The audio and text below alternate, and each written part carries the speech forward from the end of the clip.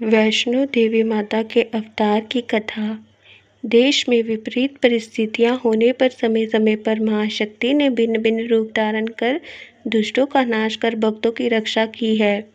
देवताओं के एकत्रित तेज समूह से उत्पन्न महाशक्ति ने कालांतर में महाकाली, महालक्ष्मी एवं महासरस्वती के रूप धारण किए।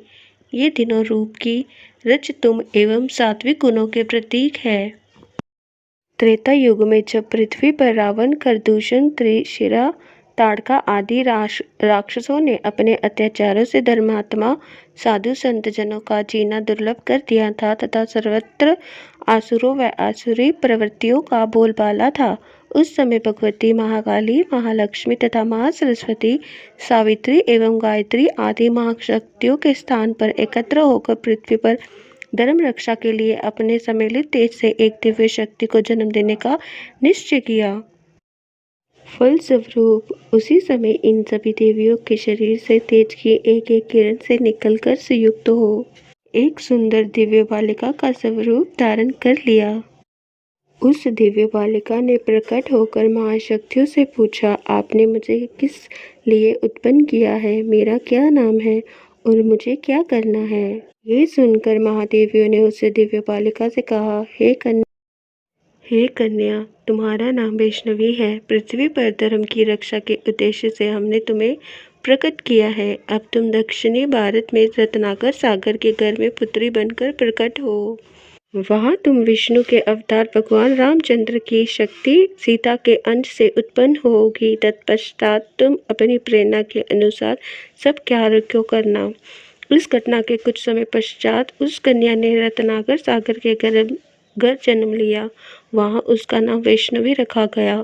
वैष्णवी के अल्प आयु में ही अपने रूप, गुण तथा अलौकिक शक्तियों से सब लोगों को चमत्कृत करना आरंभ कर दिया। कुछ ही दिनों में उस दिव्य की प्रसिद्धि दूर दूर तक फैल गई तथा सहस्त्रों युक्त व्यक्ति रत्नाकर सागर के यहाँ उस कन्या के दर्शनों के लिए आने लगे। कुछ समय के बाद वह दिव्य कन्या अपने पिता से आज्ञा प्राप्त कर समुद्र तट के निर्जन प्रांत में कुटी बनाकर रहने लगी। वहाँ हर समय श्री रामचंद्र जी का ध्यान व स्मरण करना ही उनका मुख्य कार्य था। उनकी तपस्या को देखकर सूर्य नारायण ने उसे एक दिव्य कमंडल भेज दिया। जब भगवान विष्णु ने रामचंद्र जी के रूप में अयोध्या में अवतार लिया और वह अपने पिता दशरथ की आज्ञा से वनवासी हुए, उस समय वह कन्या वैष्णवी समुद्र तट पर अपनी कुटिया में समाधि लगाए हुए श्री राम जी के आगमन की प्रतीक्षा कर रही थी। रावण के द्वारा सीता जी का हरण कर लिए जाने पर रामचंद्र जी वानर बालुओं की सेना को लिए समुद्र तट पर पहुंचे तो वहां उस समाधिमान कन्या को भी देखा। श्री रामचंद्र जी उनकी कुटिया में गए। रामचंद्र जी के पहुंचने से वैष्णवी की समाधि भंग हो गई। रामचंद्र जी को अपने सामने देखकर उन्हें अत्यंत प्रसन्नता हुई। विधिवत स्वागत सत्कार करने के उपरांत रामचंद्र जी की स्तुति प्रार्थना की। जब रामचंद्र जी ने उस कन्या से तपस्या करने का कारण तथा परिचय पूछा तो उन्होंने उत्तर दिया, हे प्रभु, मैं रत्नाकर सागर की पुत्री वैष्णवी हूँ। मैंने आपको पति के रूप में प्राप्त करने का संकल्प किया है, इसलिए मैं इतने दिनों से तपस्या कर रही थी। आप कृपा करके मुझे अपनी पत्नी के रूप में स्वीकार करें। ये सुनकर रामचंद्र जी ने कहा, हे सुंदरी, अपने इस युग में मैंने एक पत्नी व्रती होने का संकल्प लिया है। अपने इस युग में मैंने एक पत्नी व्रती होने का संकल्प किया है।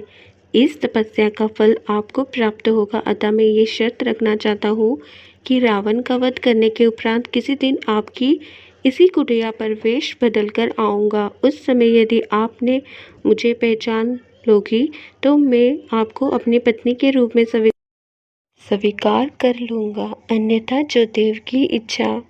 कहते हैं लंका से अयोध्या लौटते समय भगवान एक वृद्ध साधु का रूप धार कर कन्या के पास गए, किंतु वह उन्हें नहीं पहचान सकी। तो भगवान ने कन्या को ये आश्वासन दिया कि कलयुग में कल्कि अवतार में आप मेरी सहचारी बनोगी। उस समय तक आप उत्तर भारत के वनिक पर्वत पर स्थित त्रिकूट पर्वत की सुंदर गुफा में, जहाँ 3 महाशक्तियों का निवास है, तपस्या में मगन रहो। वहाँ पर आप अमर हो जाओगी। लांगूर वीर आपकी पहरी करेंगे। सत भूमंडल पर आपकी महिमा फैलेगी और आप वैष्णव देवी के नाम से प्रसिद्ध होगी। विश्वास किया जाता है कि तभी से रत्नाकर सागर की पुत्री कुंवारी कन्या वैष्णवी जो देवियों के पुण्य आशीर्वाद से प्राप्त हुई त्रेता युग से सुंदर गुफा में विराजमान है, जिसके विषय में प्राचीन कथाओं के आधार से लिया जा सकता है। युग बदलते गए, माता अपनी लीला समय समय पर करती रही और न जाने कितनी ही अन्य कथाओं का जन्म हुआ।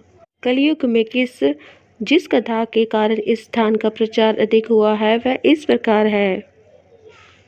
जय वैष्णो देवी मैया।